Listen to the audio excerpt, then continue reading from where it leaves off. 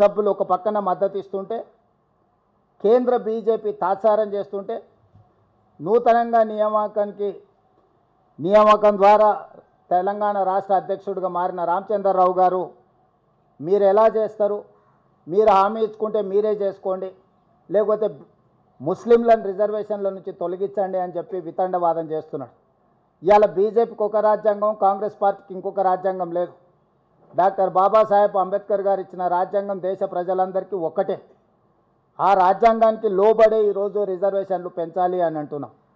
అదేవిధంగా భారతీయ జనతా పార్టీ తెలంగాణ రాష్ట్రానికి సంబంధించిన కిషన్ రెడ్డి నుంచి మొదలు పెడితే బండి సంజయ్ వరకు కేంద్ర మంత్రులుగా పనిచేస్తూ ముస్లిం రిజర్వేషన్లను మేము ఒప్పుకోము, తెలంగాణ రాష్ట్ర ప్రభుత్వం ముస్లింలను తొలగించే రిజర్వేషన్లను ప్రతిపాదిస్తే మేము మద్దతు ఇస్తామంటున్నా అని అంటున్నారు. వాళ్ళు అసలు వాళ్ళ అవగాహన ఉండి మాట్లాడుతున్నారో అవగాహన లేకుండా మాట్లాడుతున్నారో నాకు తెలీదు. కానీ నేను సూటిగా కిషన్ రెడ్డి గారిని, బండి సంజయ్ గారిని నేను ప్రశ్నిస్తున్నా.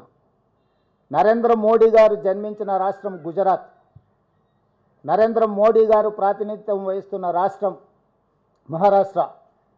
భారతీయ జనతా పార్టీకి మూలాలలో ఉన్న సిద్ధాంతకర్తలైన ఆర్ఎస్ఎస్ కేంద్ర కార్యాలయం మహారాష్ట్రలో ఉంది.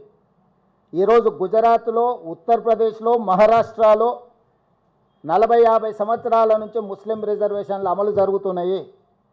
నిజంగానే మీరు ముస్లిం రిజర్వేషన్లను తొలగించాలి అని అంటే, తొలగించే ధైర్యం, చిత్తశుద్ధి మీకుంటే గుజరాత్ నరేంద్ర మోడీ పుట్టిన రాష్ట్రంలో ముస్లిం రిజర్వేషన్లు తొలగించండి.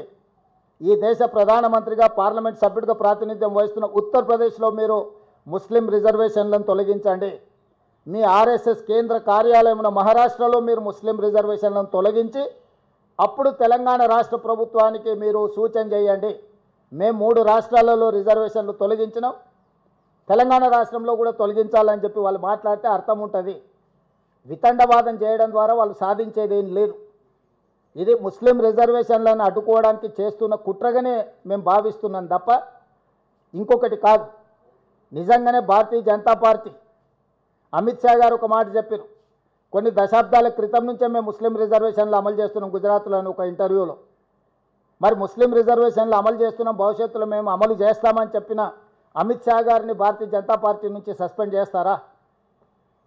కాబట్టి ప్రజల్ని తప్పుదోవ పట్టించి ఒక భావోద్వేగాలను రెచ్చగొట్టి రాజకీయ ప్రయోజనం పొందాలని ఎవరినో ఒకరిని, ఒక వర్గాన్ని అడ్డం పెట్టి వాళ్ళని సాకుగా చూపించి రిజర్వేషన్లు అడ్డుకోవాలనే ప్రయత్నము ఈరోజు భారతీయ జనతా పార్టీ చేయదలుచుకుంటే ప్రజలు తెలంగాణ రాష్ట్రం నుంచి పూర్తిగా తూర్చిపెట్టేస్తారు బీజేపీ పార్టీని.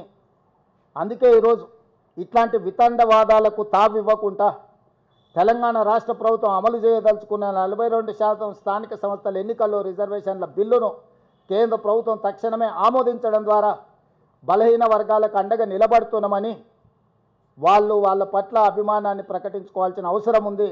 కాంగ్రెస్ పార్టీ డిమాండ్ చేస్తుంది.